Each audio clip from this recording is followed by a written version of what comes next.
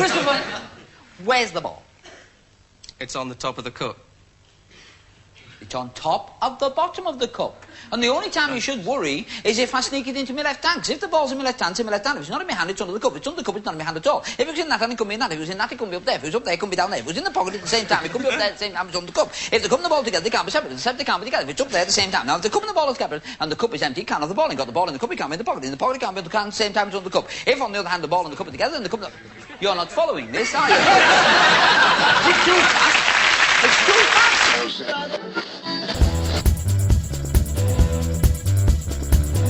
You are listening to Two Magicians, One Mic.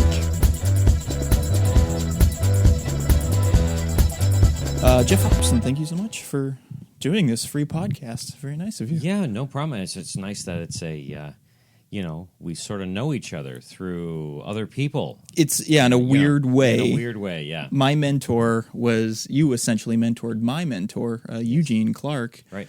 The amazing Clark. The amazing Clark from the Clark family players. Yes. And the whole family. Yeah, I knew the whole family. Sure.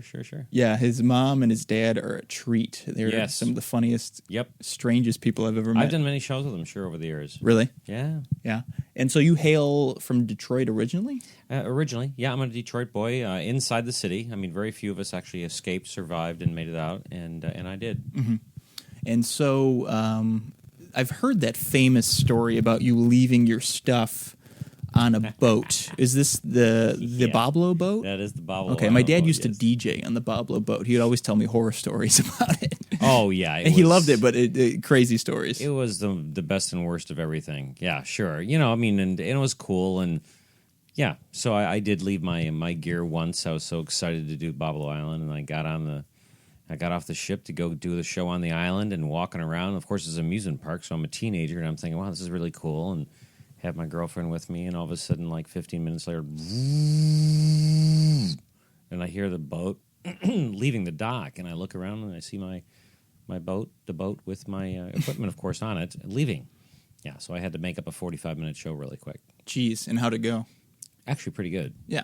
And give me some napkins, give me some rope, give me a pair of scissors, give me a deck of cards, sort of thing. Yeah. So did your stage persona evolve out of that, or was it something that had already been kind of brewing? No, the stage persona thing brewed over years in my 20s.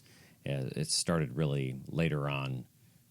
The fame, and that's another famous story, but I'll reiterate very quickly for your listeners. But it was one of those things where I'm performing at a comedy club, Mark Rayleigh's comedy club in particular. Oh, yeah. And it was, and I had worn all my regular tuxedo paraphernalia and doing a show, and one particular day, my first wife at the time, she presents me with a present, which was a rhinestone necktie.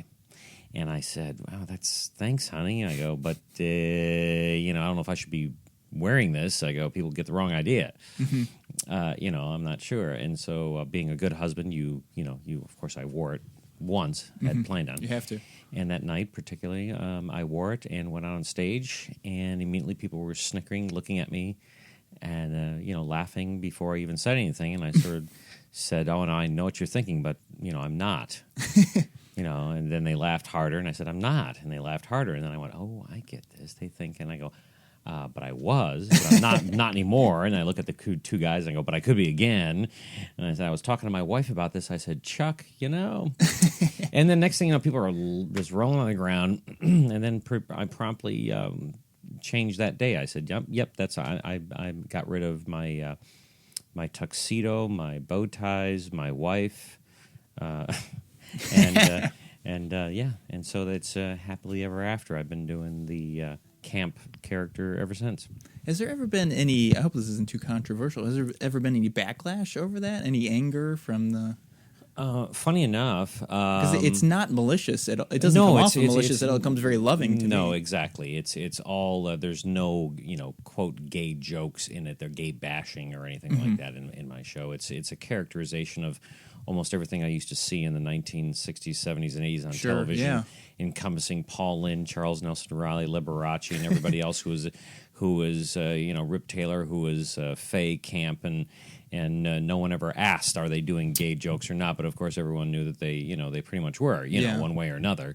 But no, the only time I've only had I used to have a little bit of backlash in the '80s when I started it, and just like a couple people used to be angry at me, and I think one person in Magic Magazine one time said, "Oh, this is the most horrible thing in the world, and how dare he?" And of course, it's one of those things where my response in Magic Magazine at that time to this person who was offended by me still stands, which is I would rather offend one person and massively entertain 99 than to wallow in the vast mediocrity that most magicians do. Yeah, and that's I come from the background of Second City, and that's, dare to offend. Sure. If they're not getting at least one angry letter a week, or in this case, email, sure, they're not doing their job. Sure. And I know lots of good people in the Second City, and I'm very impressed with what they do. And yeah, that's part of it. You go with it, and you never say no, right? Sure. That's the whole thing. You Yes, just go with everything. whatever people are going with, and you can't say no to it. Mm-hmm.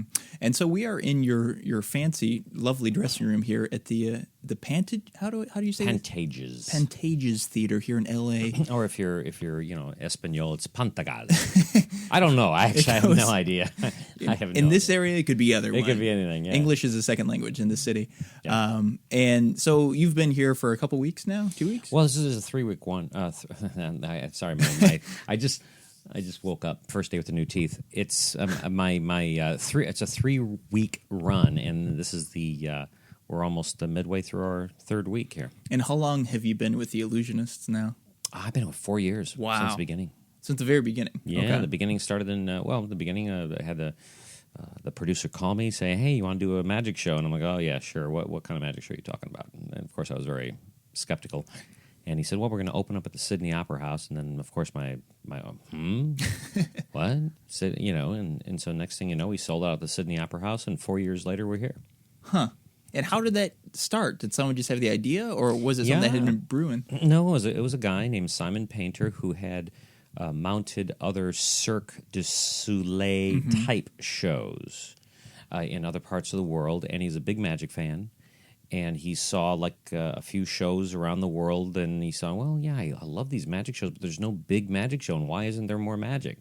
Sure. And he started hitting the wave of magic popularity, and he wrote it.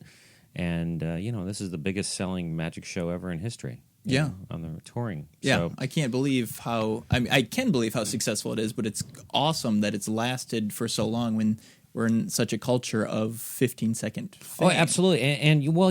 But I slowly see, because I'm old school, obviously, and I'm proud to be old school as far as entertainment is concerned. But I've seen waves of different entertainment come and go. Sure.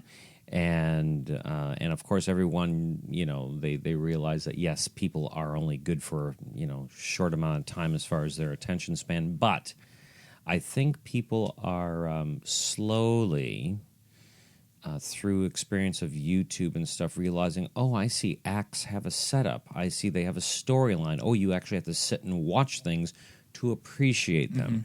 And I think the whole, short attention span theater is really just something that advertisers fed the American public. Yeah. And it became I think it actually is a fad. I think it's a long-term fad, but in the end, I think people will realize, oh, it's okay to shut off your damn phones and not watch them for a half day. What? Did I say that? Yeah. It's okay to sit and read a book. And for those people who are listening, the younger people, a book is it's usually a thick thing with like pages and written words. Was it made out of paper? Printed, yes, parchment. Okay. Parchment paper, yeah. So that's bad for the environment. So well, we can't do that. of course it is. But if you recycle it, it's okay. Well, you don't want to recycle too much because that's also bad for the No, environment. I'm recycled. Okay. So it's okay.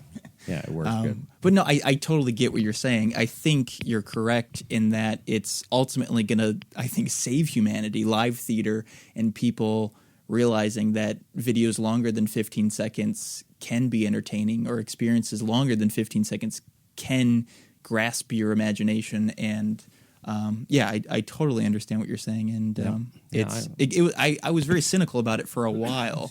I wasn't sure what was going to happen past the YouTube generation, if everything was just going to crumble and die. But I think live theater will save it. Well, here's the other, there's a lot of other interesting, if we're talking about attention spans and demographics, I've been doing a lot of studying on YouTube, matter of fact, because everyone sort of seems to, instead of having a cable show or trying to get famous, they're actually defaulting to a YouTube channel to themselves, and it still hasn't quite caught on that, I've got my own channel yet, but people are starting to realize, okay, this is getting pretty cool. And they're saying that about 40% of YouTube views are people 50 and over. And increasingly, because the senior population is going to exponentially grow over the next 22 years, the baby boomers, I am the last couple years of the baby boomer generation, is that those people will be watching computer and thus and YouTube more and more. People are passing around stupid cat videos more than ever ever. Well, and I think YouTube actually is the next TV that will be permanently installed. In other words, TVs won't have channels anymore. It'll just have YouTube channels and other things. Yeah. And I think that's where it's going, but yet so people will still be able to sit down and watch whole shows. I mean, look at Boomerang, Antenna TV, a bunch of other retro sort of stations coming up and feeding them the stuff that people want. I mean, they go, oh yeah, remember this is actually good. You don't have to have a 4-letter word every other word, and this was and the content was actually very cool back in the 70s and 80s, and then of course reality television came in and dropped out. You know why reality television came about? 'Cause it's cheap? No. Reality came about, well, yes, of course it's cheap, but that's just a byproduct. The reason why the reality television came about is because of the writer's strike. Oh, yeah. And what year? This was back, how long is American Idol been going? American Idol actually came 2000. Right around that area, yeah. Because I know there was a writer's strike in 06 or 07, but I forgot there was one. No, this is the first one, a big one. And all the producers went, okay, screw this, we're just going to start making content. And all of a sudden, next thing you know, reality, and all of a sudden, hey, let's do American Idol. Oh, and that's where all these sprung up at. And of course, all the writers are going, oh, we just screwed ourselves. Yep. So now I think people are realizing, okay, just throwing people in an improv situation, showing people living their own life is pretty much the most boring, stupid shit you can ever, Did I just say shit? That's okay. We swear all the time. Boring shit. We'll label this as explicit. It's like the Kardashians. I'm sorry. Well, where does no talent actually get to be a star nowadays? Hi, what do you do? I don't know. What's you famous for? What, do you have any talents? No, but yet you have your own show and everybody loves you. I don't get it. Don't get it, and I think a lot of younger people don't get it either. Yeah, they're going along with it, but doesn't necessarily mean they get it. It's a little bit scary sometimes because you'll ask a younger person and you'll be like, "What do you want to be when you grow up?" And they say, "I want to be famous." I'm like, "Okay, what do you want to be famous for?" "No, I just want to be famous." Yeah. And that's, I think, a scary byproduct of reality television. That's exactly what right. What does Kim Kardashian do? I don't know. I don't think anybody can tell you that. Right, and I don't know if you remember the first thing that South Park made fun of way back when people were, the value of your internet value. Well, I'm worth $14 million in the internet. What do you have the money? Well, no, not really, but it's hypothetical. Sure. It's what? Well, it's sort of the same thing today. People have hypothetical values, But I think now people are monetizing, the internet, and they're finally figuring it out, but slowly. Sure. Yeah, exactly. Just getting back to this show, what's it like doing a show? Because I assume the show has evolved over 4 years, correct? What's it like doing the same show for 4 years? Is it still as exciting to go out on stage? Does it become a little bit monotonous? Is it something else? I've always been a part of a show. I've had my own show, little you had smack in Vegas, right? For a while? Yeah, which that's a whole nother 2-hour lecture, which you don't want to hear right now. But the fact is that I've always been a part of another show. Been the MC. I've been a feature act. I've been in Vegas. Okay. I did the same 14.5-minute act for 4.5 years. It was very vaudevillian. Well, yeah, it's act come, act go. You on stage, off stage, you just keep doing the grind all the time. But I don't get tired of it. And this show does change somewhat. We have 4 different versions of the Illusionists. We have the Illusionists, and then we have Illusionist 2.0, and then we have the Illusionist 1903, and then we had an extra version that we made for one-offs if we do those. And this winter, I think we'll be on like 4 different continents at one time. I think, or at least we did last Broadway. This Broadway, I think we're doing Paris, Canada, U.S., Broadway, and one other place all at the same time. So yeah, so it's we've branched off, and I think there's 33 magicians total at work for the organization in 4 different shows. Yeah, pretty wild. It's insane. And what are the audience demographics like? It's all over the board. I mean, like for instance, a couple of our versions of our shows will go to South America, Mexico, those type of places. And of course, I don't go there because I don't speak the language. Sure. And so, the demographics generally, well, in Broadway is Broadway. L.A., has its own little demographic thing. But in general, I think it's all over the board. It's everywhere. I mean, I can't say that we are, an older demographic show, a younger. I mean, we get everyone from 5 to 105 in the show. I think that's what the beauty of it is. Mm-hmm. And what's something more you want to do beyond the show, or once the show is finished? You know what? What the bitch is I've done everything I've ever wanted to do in my life. It's like 15 years in Vegas. I did, I never even knew Broadway was supposed to be a part of my bucket list. And then I'm there and I'm like, oh yeah, I guess this is pretty big. I guess I should count this as a big deal. Did that. I produced shows. It's funny. I don't know. I'm one of those guys that just sort of, goes with the flow. I think I'd like to have my own little theater. I think, a little 250, 300 seat theater. Something like that, and I have it maybe in a couple places, maybe one in Michigan where I'm from, and then another one somewhere down south, so I can go in the wintertime and just work those. And I love intimate audiences. I grew up in comedy clubs, so that whole 150, 200 seat is like a beautiful thing to me. I did the Comedy and Magic Club last month for the first time, and it was, just that size, that intimacy. It's great, isn't perfect. it? 250 seats is perfect for magic. You don't need any more. And it's so ideal because you can do small stuff, you can do big stuff. Yeah, it is perfect for magic as long as the angles aren't too wide and things like for most stuff. But even for me, I mean, I love that size. I see these guys all around the country, opening up these little 40-seat little places. Oh yeah, it's got 20 seats, got 40 seats. I don't know how you can make any money. I mean, I guess some guys, they work their ass off and they're happy with, a little bit of money per week, which is fine. But I mean, if you're really going to make it a theatrical thing, you should be able to. I mean, if it's a good show, you should be able to get more people in 40 seats a week, you should be able to do better. There's one going on here. I forget the name of it, but I won't mention it by name. But it's like you said, it's very small. But the tickets are at least $80 to $150 a pop. Yeah, well, in New York, Steve Cohen. Yeah, I mean that's a perfect example. Of course, his show is superb. I haven't even seen it, but I know of it, and I've seen it. I know much of it that I know what the contents are, and I know Steve. And he started out. He's been going 15 years. I didn't know that. I said 15 years. He goes, yeah, and he keeps upping the price, and and does a special midnight show, special exclusive for $250 a ticket. I'm like, wow. He goes, so if anyone says that magic's not at its peak, I think they're stupid. Yeah, it feels very 80s comedy boom right now in terms of magic, and I'm a little bit nervous for when that bubble's going to pop. Well, you know what? Somebody told me something once. I always said, "Well, Joey, when is this going to end?" And I always get at work. They said, "Well, good acts, very good acts, will always be able to work anywhere." Sure. It's just that a lot of people, get in the biz sort of on the tail end of a wave, and then the wave goes. Then they have to find out how to make a living after that because all the jobs are gone. Whereas, there's a few guys that have been working forever and still be working in the future. We'll always find a place somewhere. Mm-hmm. Do you attribute that just to talent on stage or personality off stage in terms of working with people? No, you see, you can't just be a magician anymore.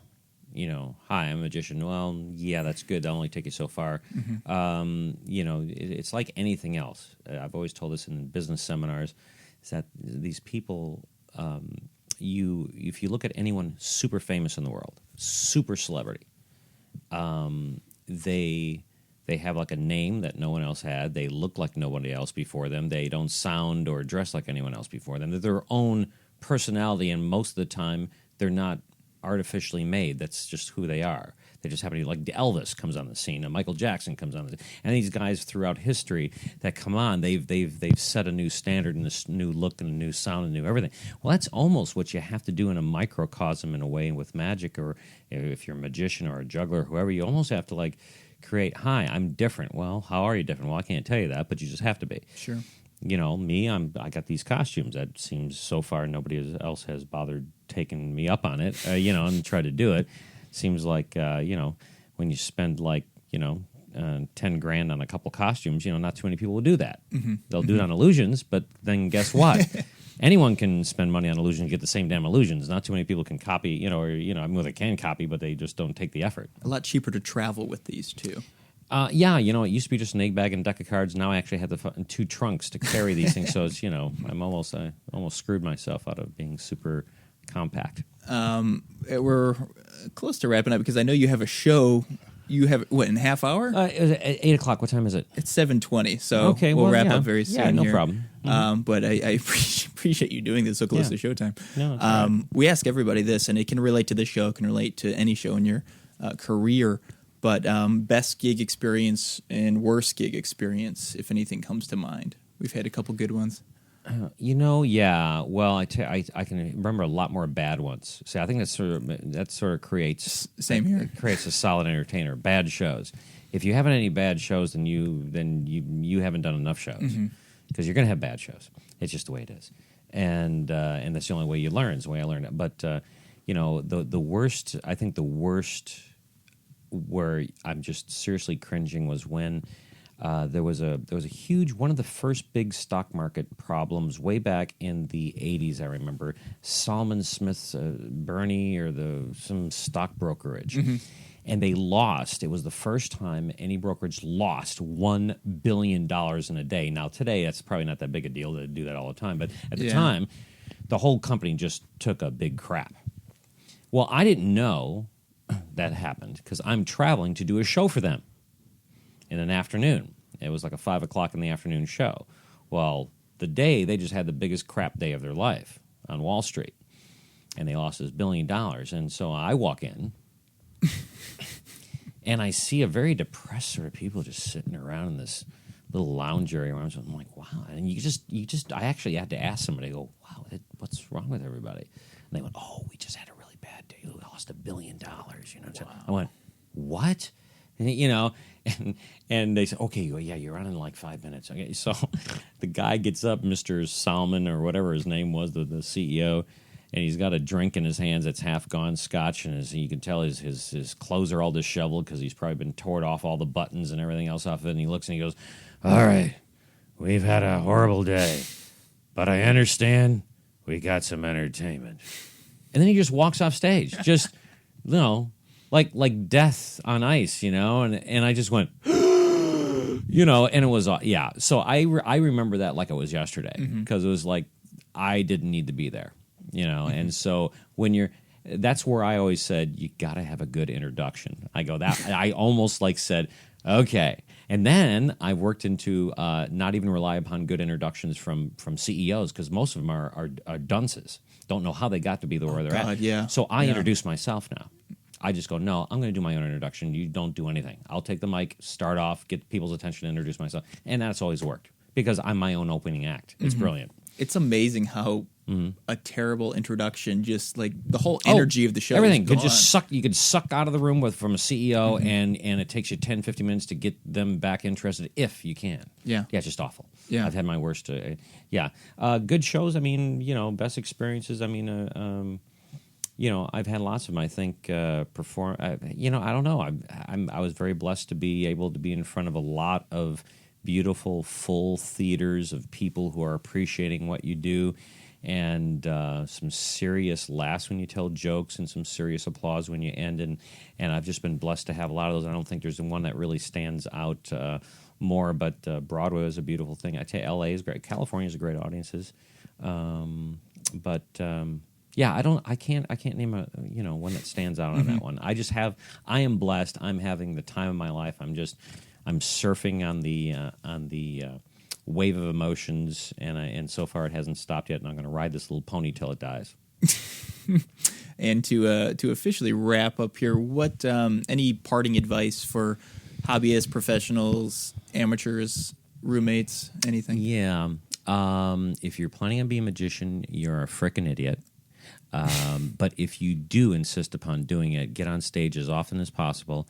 When I was a kid, since I was 11, I was doing performances and I was doing plays.